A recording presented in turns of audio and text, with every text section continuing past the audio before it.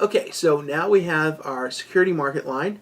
We know how to calculate the cost of equity capital for an individual company or individual firm, and therefore we now need to look at some projects that they might apply to this security market line.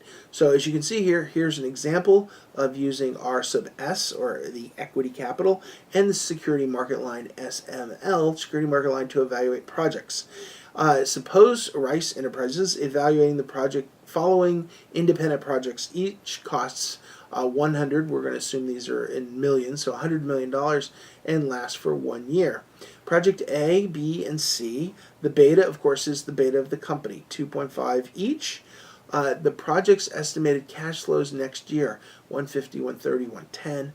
IRR is 50, 30, 10. And NPV is positive 0 and negative 15.38. So when you start looking at these numbers, you want to start plotting them and start thinking about them in your head. Well, the vertical axis for the internal rate of return is what we're looking for, and we need to get over 30% on that. So the first thing we do is we look at B, which is exactly at 30%. We say, oh, that's going to be close. It's really near where we want to be. And of course, A is over it. And then we even have a negative NPV in C. A negative NPV in C would tell you that it's probably not what you're looking for. But we can plot these.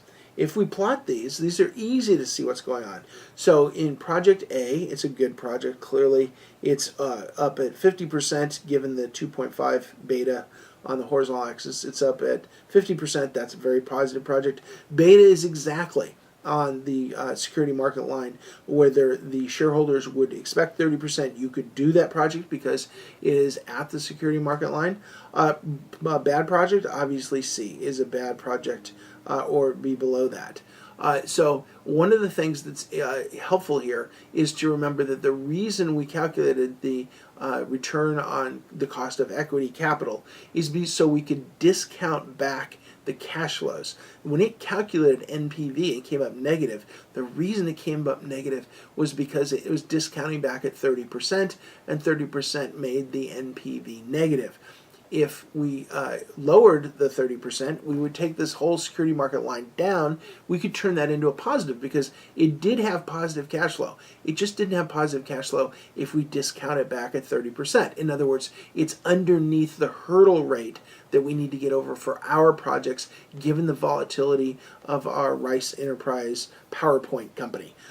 So if we look at the text here in the box, it says an all-equity firm should accept projects whose internal rate of returns exceed the cost of equity capital and reject projects whose IRRs fall short of the cost of equity capital.